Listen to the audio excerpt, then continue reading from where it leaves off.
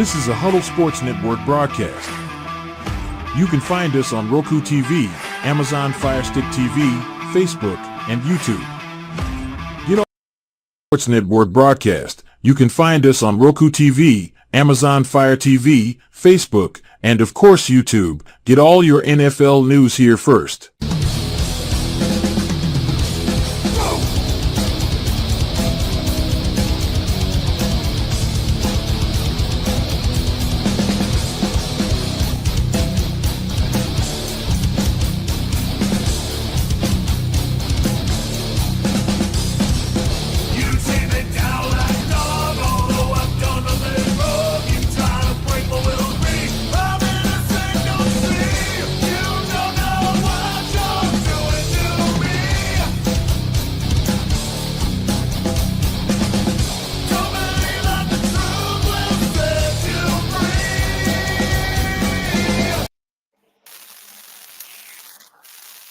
Good morning, everybody. How's it going? Going good. All right. Welcome to Valhalla Hour podcast. We have one note that we want to make before we get going. We lost a really great fan this week. His name is Herman Abrams. He was Sir Papa Smurf from DWO. Unfortunately, he lost his life to cancer. He was a fan of this podcast and a diehard Viking fan, but more importantly, he was a terrific person, father, husband, and more importantly, he had a heart of gold. There's a lot of people mourning right now. All we want to say is to Herman Abrams, may your spirit continue to inspire us. We will carry your memory forward. Your legacy will live on in our hearts and the stories we tell, the battles we face. You'll always have a place at this table in Valhalla and in our lives. So please join me for a moment of silence for Papa. Thank you. All right, guys. I am back after a short hiatus and everything. We have completed week 3. We're going into week 4. Your Minnesota Vikings are undefeated at 3-0, just like everybody thought. After a nice beating of the 49ers and an absolute throttling of the Houston Texans, let's talk about that Texans game a little bit. Matthew, what'd you think just watching that defense go to work like that? I was absolutely shook. My prediction last week, again, with like the 49ers game, was like my heart says we'll win by 3, but my brain says it's Houston where the Vikings were going to get crushed by double digits. And it was the exact opposite. To just absolutely rattle like that. He hadn't thrown a pick in 9 games. We pick him off twice. Couldn't ask for more. Was absolutely thrilled. Let's do it again tomorrow. Hell yeah. Was it Mike? Mike, yep. Yep. What'd you think? I mean, our defense, our defense wins games. I mean, we are so dialed in. I'm really impressed with Jonathan Gennard, Van Ginkel, Yeah. Just the way, that our front four is operating, how our secondary is coming together. You can ask Jeremy. My biggest concern, was our secondary, at the beginning of the year, losing Kyrie. And then, we had another one that blew out an ACL. I was a little skeptical on Gilmore, coming in, but everything meshed and we've come together, and we're playing really, really good football, and playing 4 quarters of football, not just, coming out looking good for, 20 minutes, but, we're playing 60 minutes of bell to bell. Yeah, that is true. That is true. Darren, are you on? Yep, I'm here. Okay. What was your initial thoughts on the Texans game? That game actually really, really shocked me that we were able to hold them to how many points that we held them to. I for sure thought it was going to be a 1-score game. I thought it was going to come down to a field goal or a touchdown. I wasn't expecting our offense to get off the way they did. I wasn't expecting our defense to really put the heat on CJ Stroud in that offense the way they did. So kudos to Kevin O'Connell and Brian Flores for that awesome game plan from last week, and let's hope they bring it this week. Fuck the Pack. So our guest JB that is a regular guest, and we love having Smoke and Jeremy B here from the Lions. Outside perspective, watching that game, no dog in the hunt. What'd you think, sir? It was a great game. I'm sorry you guys played what possibly is the most perfect game you played this season. Because let's face it, I mean, the Giants, we know offensively, all they got is Malik Neighbors and Devin Singletary. Everything else is pretty much dog water on that team on the offensive side of the ball. They've got a pretty good front seven, as we've seen, because we've seen it be dominant in a couple of games. Won a shootout with Washington, and it must have really hurt to have your kicker go down on the kickoff and not be able to kick an extra point to score 3 touchdowns and still lose a game without the other team scoring an offensive touchdown. That's a sad, sad day. I'm Right. sorry. But Right? so it's a testament to what your defense does, which makes it easier on your offense. And when your offense is able to control the time of possession, you should win more games. Um, and like I said, I was trying to explain prior to the show, I've been like Mike Greenberg in picking against the Vikings every week. It's not because I want them to fail. It's because I'm trying to give the other teams the kiss of death. Any Yeah. help we can get, Jeremy, we appreciate it. And you know, it's been working. It's been working. Yeah, I was extremely pleasantly surprised with that. Let's switch things out here. Let's go to heroes and zeros. Who was your hero of the game? Who was your zero of the game? And not everybody can pick Ed Ingram every week, so you got to put a little thought into it. Okay, so let's start with you, Mike. Tell me who you think your hero was and who your zero was of that game. My hero was Jonathan Gennard. You know, straight up. I mean, just 90-0 the whole game. And unfortunately, I'm going to take Ty Chandler as my zero this week. I was expecting more from him than what he was able to do.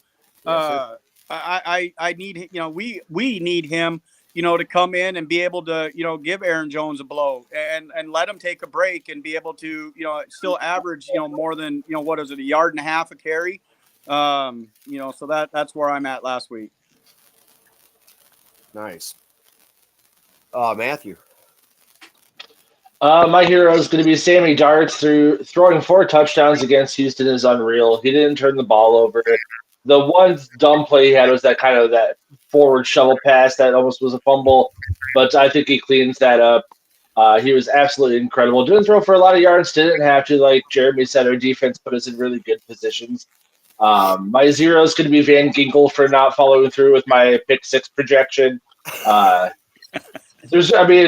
of O-line, there really wasn't a weak spot. Our tight ends made a really good play in the end zone, caught that triple covered touchdown. Can't really point to a weak spot outside of our interior O-line. So Van Ginkel let me down on that pick 6. Oh, you know what?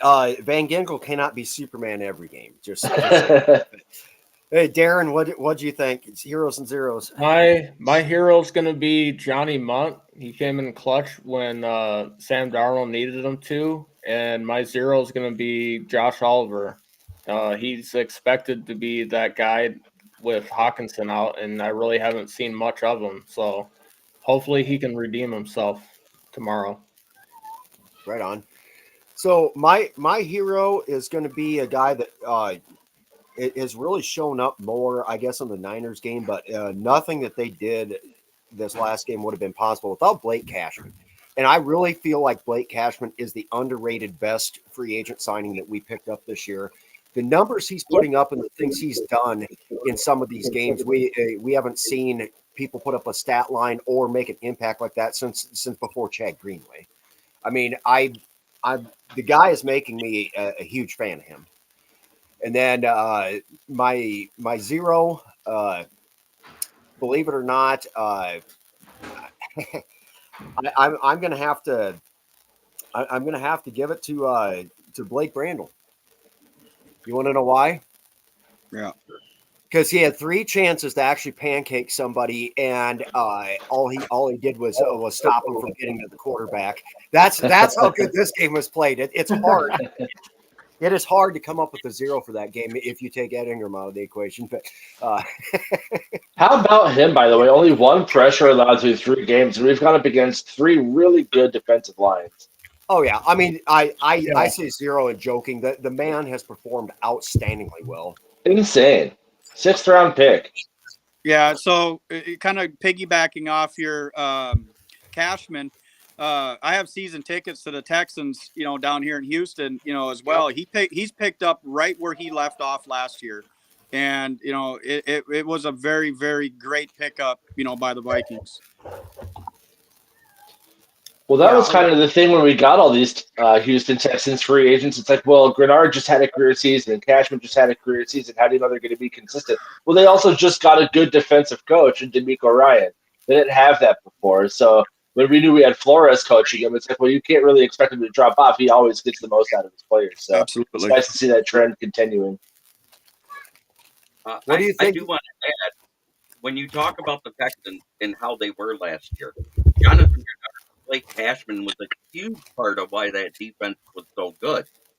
Now, both of them are here in Minnesota and doing the same thing here they did, which means that's why the Texans defense doesn't look quite as fluid yet. Their defensive captains, which both were Jonathan Grenard and Blake Cashman last year, are no longer on the team.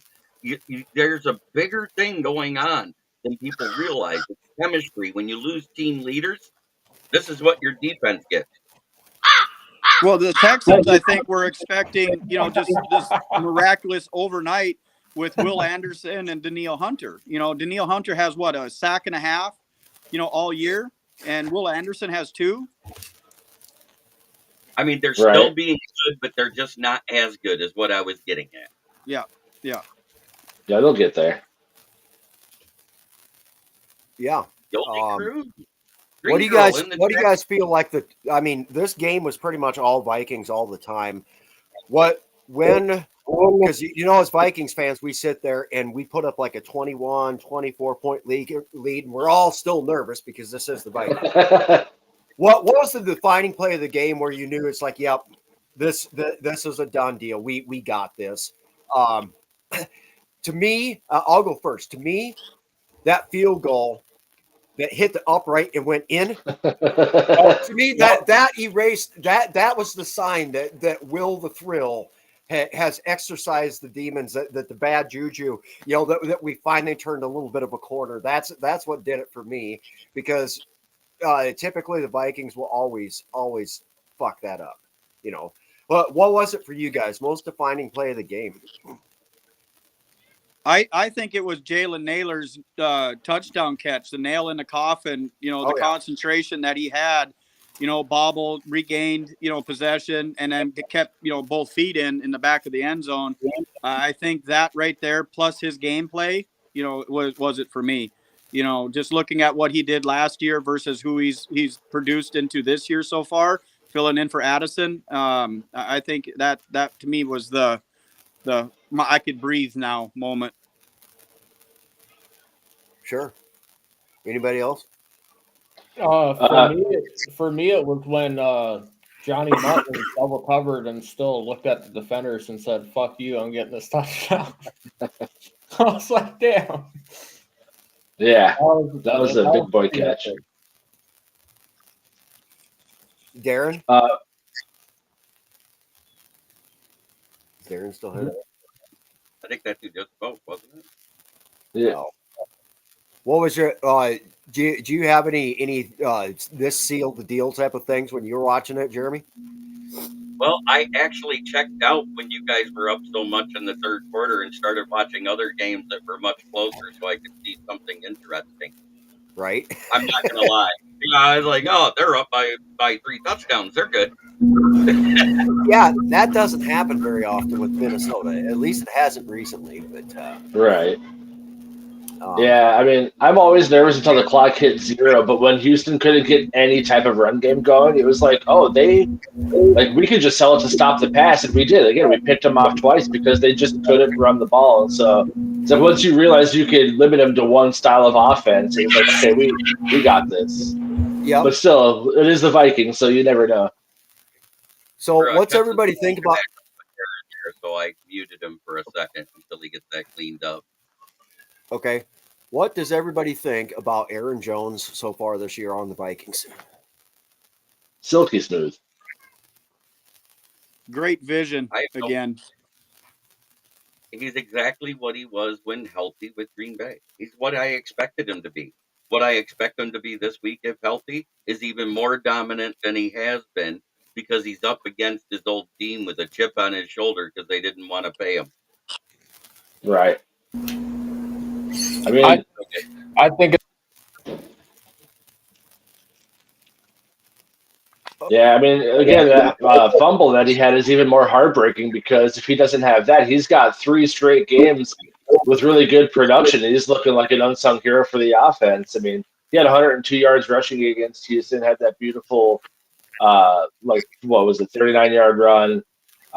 Yeah, like Jeremy said, I can't wait to watch him do the bank vault in his old stadium tomorrow and make Packer fans just a little salty. The only reservation I have is that he goes out and tries to do too much. Right. And that's one thing. And if you notice, and yeah, usually we'll do the preview, but there ain't much to talk about with the Texans game. I mean, that was an ass kicking. The game is tomorrow for the Packers. We might as well move into some of what we're looking for, some of what we think, because this is once again the biggest game of the year. We've won 2 games we were supposed to lose. We're sitting here undefeated at 3-0. However, if we do lose, the Packers are at 2-1. We'd both be tied. They would go from third to first, and we basically flip flop. A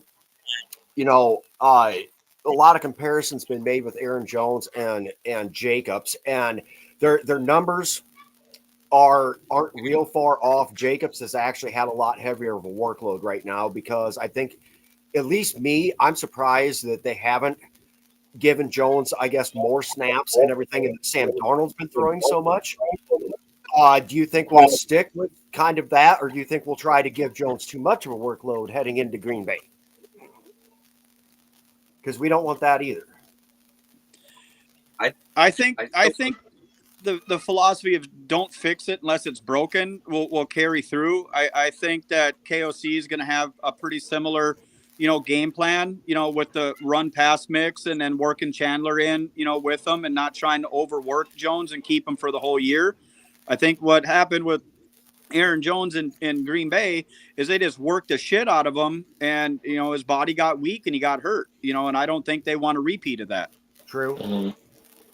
Well, they That is worked the piss true. out of him in week 1. If you remember right, Aaron Jones, even though he didn't have a lot of touchdowns, he went off yards-wise on the ground versus the Bears and was a big reason why they were in position for the touchdown pass that Jordan Love had. And that's the only reason they Right. beat the Bears was his 100 and whatever. Well, I think it was almost 150 yards on the ground week 1 last year. But he went down hurt in the 4th quarter. He didn't come back to week 9. Yep. Which coincidentally coincides when Jordan Love started to play good again. There was some okay to bad games in between those weeks for Jordan Love. But Aaron Jones, if you're not using him or overworking him in that fashion, if he's getting big yards because he gets big yards, let him. You see what I'm getting at here? You don't want to run him, first, second down, you get it in 3rd and short, use your change of pace back, get somebody else in there.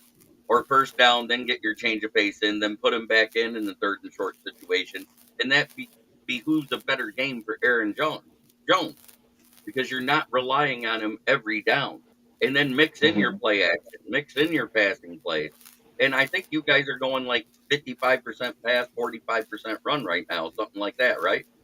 Yeah, it's pretty close. They're a lot closer with run and pass percentages than last year. That's all I'm going to say is a comparison.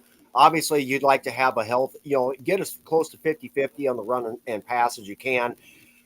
Surprisingly enough, I was wrong in the preseason. All these shows, all these months leading up to the season, I said that getting Jones and then having Chandler, and we've got Myles Gaskin hanging around, being brought up to the 53, back, blah blah blah, all this other stuff. I said I think we'll try to use the run this year to set up the pass versus the pass to set up the run like we have in the past. I was wrong. We're still using the pass to run. Still the same guy calling offensive plays. That's right. what matters. Right. Well, I think there's 2. Oh, sorry. No, all I was going to say before you go, Matthew, it's been working. So Right. why not, right?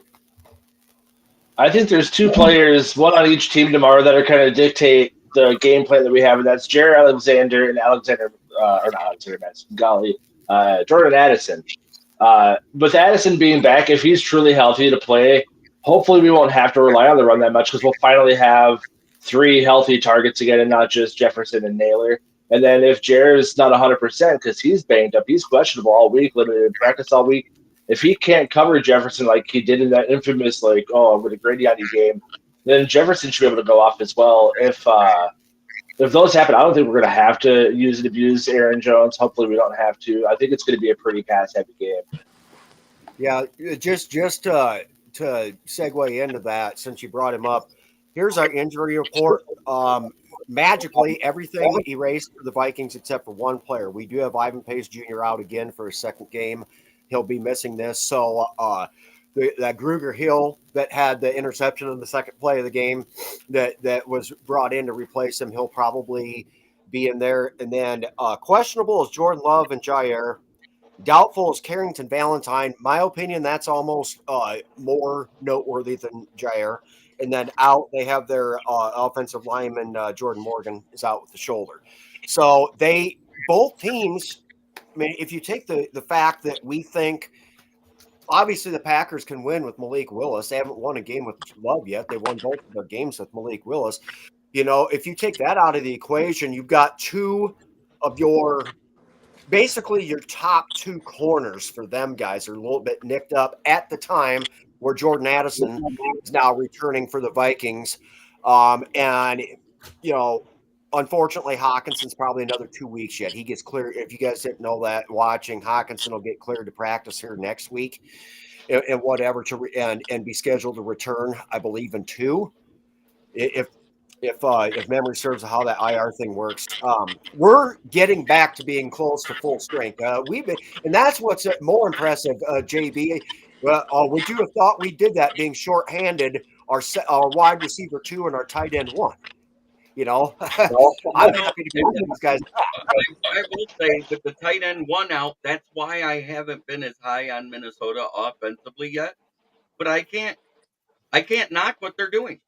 They're getting it done offensively. But like I said, with a stifling defense, it makes the offensive job better and easier. Oh, well, I don't know how to get this logo out of the way. You want me to take that off for you? I got you. Yeah, that thing, so I can read Lucas' comment here because John Dorn says, honestly, he fumbles in big games. He's talking about Aaron Jones. Of course, John Dorn, our resident Packer Homer fan that we all love so much. Thanks for chiming in, John. To be honest, what running back doesn't fumble? They're all going to fumble at some point in time, but I've seen Dalvin Cook in the past have some fumbles. I've seen Adrian Peterson have some fumbles. I haven't seen where Aaron Jones has really single-handedly costed the Packers big time in a game. It's when you guys have been lost every time you've lost to the 49ers, like in the NFC Championship game, that was 100% team effort to earn that L. That's my opinion. There we go. Okay. Well, didn't he have 3 touchdowns against Dallas in the playoffs last year? Like he had Aaron Jones single-handedly won that game for the Packers when they beat Dallas in the playoffs, in my opinion. I mean, him coming back off of injury and just going on a fucking tear in the playoffs is why the Packers advanced to where they advanced to. Lucas says Hawk won't be ready for London, is what I'm hearing. Well, that's unfortunate. It'd probably be the week after that when we play the Jets then. So that's that. I guess I did see something about that too. So we're trying to get Hawkinson back for the Jets then. Or no, that is London. Oh. Yeah, and then it's the bye, so he'll be back and healthy for the Lions game. For the Lions, yes. I'm sorry. Yes. Right. He'll be ready for week 7, correct? Is what they're saying. Yep. So way off subject, but what about Laporta? Is he doing all right over there? Laporta's a go. He was a full practice yesterday and today. Tomorrow's a day off. So Laporta's a go. He's fully healthy. He worked out with trainers the first couple days on the sideline. They, even though it says did not practice, 9 times out of 10, you got to look at the fine print and find the deeper thing. Is he Yep. working out with the training staff and the strength and conditioning coaches, or is he just sitting there watching?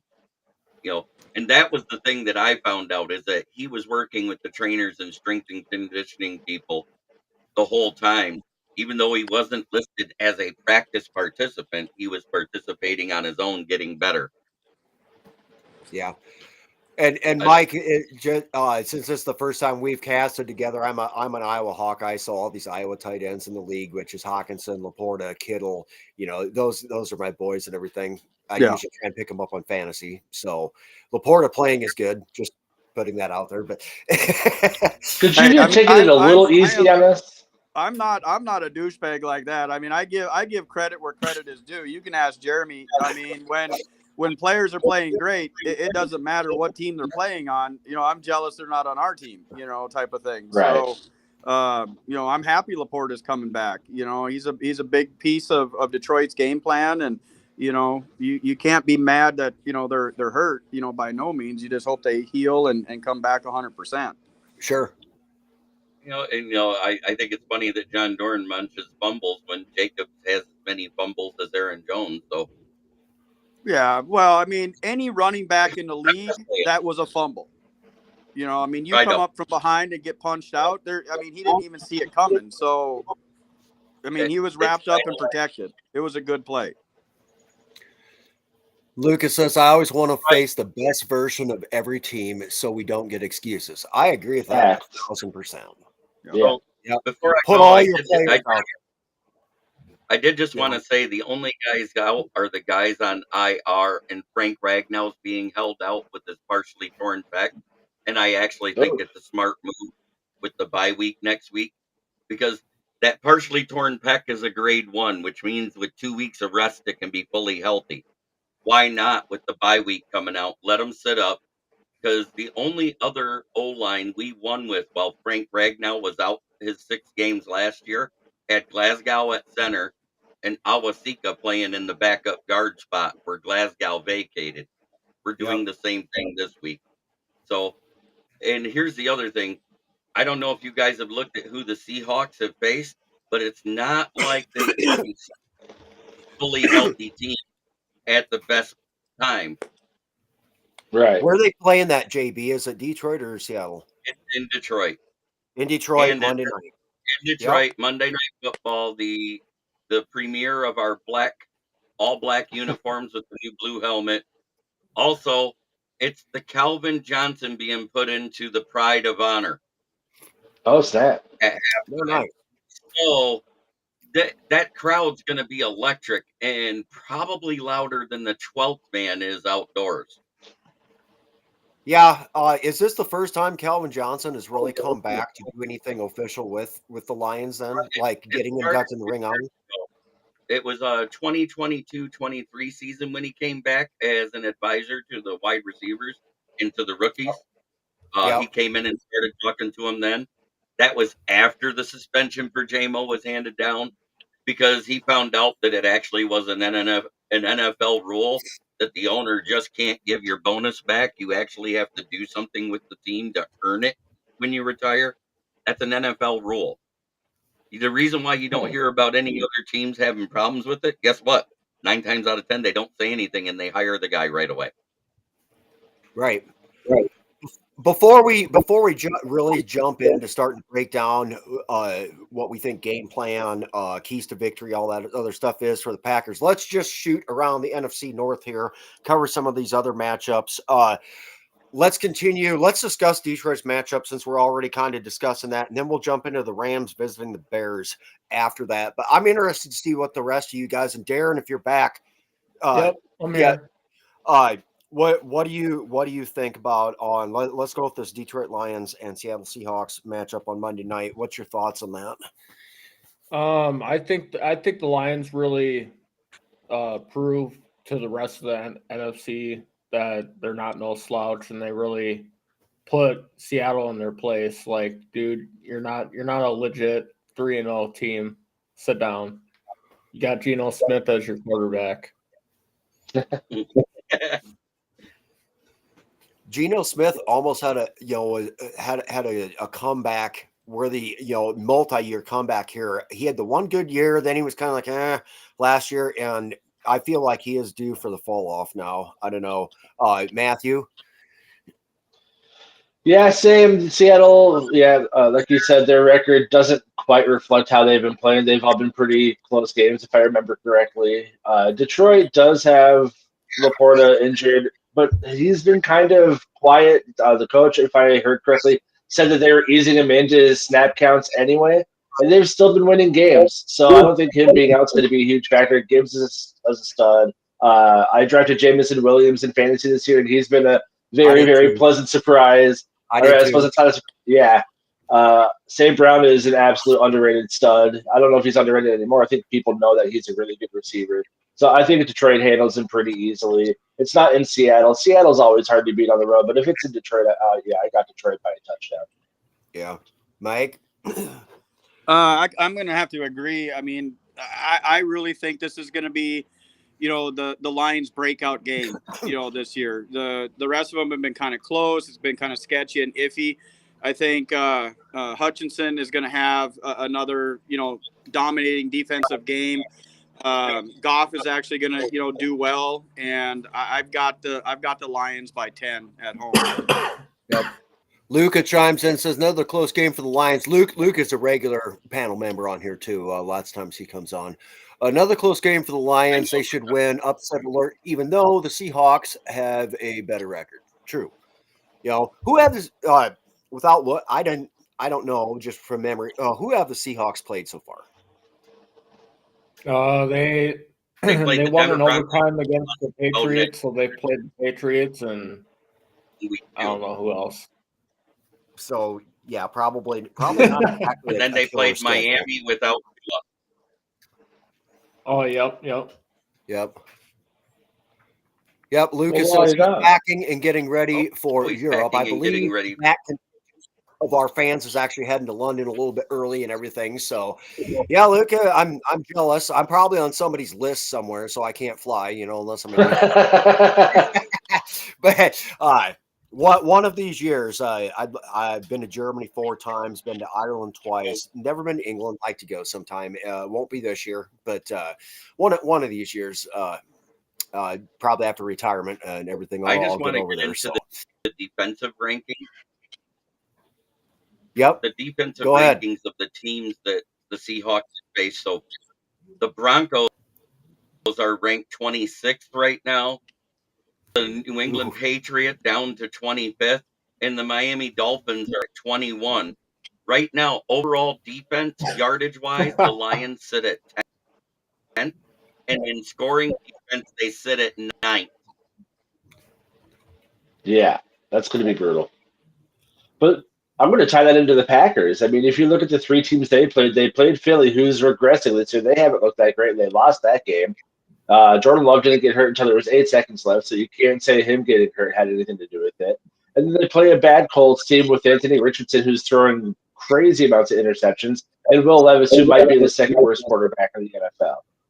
So their defense has been looking good, but they've been doing it against extremely subpar outside of Jalen Hurts offenses. So people can knock Sam Darnold, even though he's played well through 3 games, and I get he's going to have a stinker. It's just going to happen.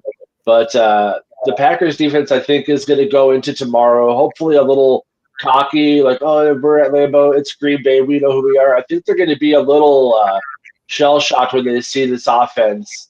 And it's not just a fluke. Again, San Francisco and Houston both have really stellar defenses, and we made both of them look silly. That San Francisco game was not really as close as that score was. Again, going back to that Jones fumble, that's a 27-7 game instead of 20-17. So, or 20-14. Sorry. So maybe it's just me drinking the hopium, but I think that the Packers defense is going to be a little shell shocked with our offense tomorrow.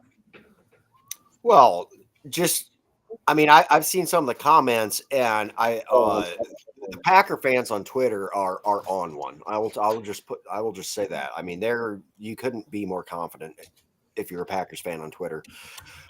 They're like, they're talking about how Garrett Bradbury is just going to get bowled over. I don't think people understand how much better Bradbury, and you know what? We shit on Ed Ingram every single week, but maybe we shouldn't so much because outside of a couple plays, and yes, his PFF grade is not that great. For the eye test, the guy has really improved. You know, am I going to say he's going to stay the starter and they're not going to put Dalton Reisner in there when he comes off of IR? I don't know that. But as of right now, by and large, Darnold is not necessarily running for his life on every freaking play.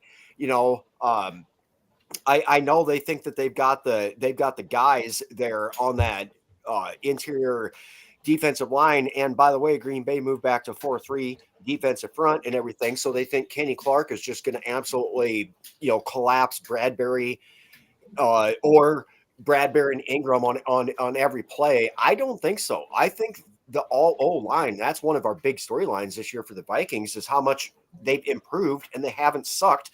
And we've went against some monster dudes. Dexter Lawrence, week 1 with the fucking Giants, everybody that San Francisco boasts on that defensive line. That really impressed me, how they held up there. And then the Texans are no slouch either. That was a team that was supposed to steamroll us. We steamrolled them. It's Right. a lot of it has to do with what we could do in offense because the offensive line helped. So before I have to take off, I just wanted to add something because this just got sent to me. Last night on the Kay and Adams podcast through ESPN and YouTube, Kirby Joseph was a guest, and he says, I have kept every interception I ever had but one. And they said, what one is that? And he goes, the Matthew Stafford one. I gave it away. And Kay asked him why. He goes, because I don't want that in my house. No bad energy or bad juju. Oh, gee. Nice. So that is great. But thank you for letting me be in. I go live Monday through Friday at noon to 1 on the Huddle Sports Network. Into Yep. Rob's Twitter now, Ken's Twitter. I don't have the premium because I got mad at him when they raised the price. I'm boycotting Elon Musk getting my money for a minute. Well, Elon Musk pays me. So, Yeah, Ooh, Damn. I ain't gonna lie. Damn, Before, he's Luca. a Damn. Oh, Lucas says, does he collect knee cartilage too? And I said, yes, he has 4.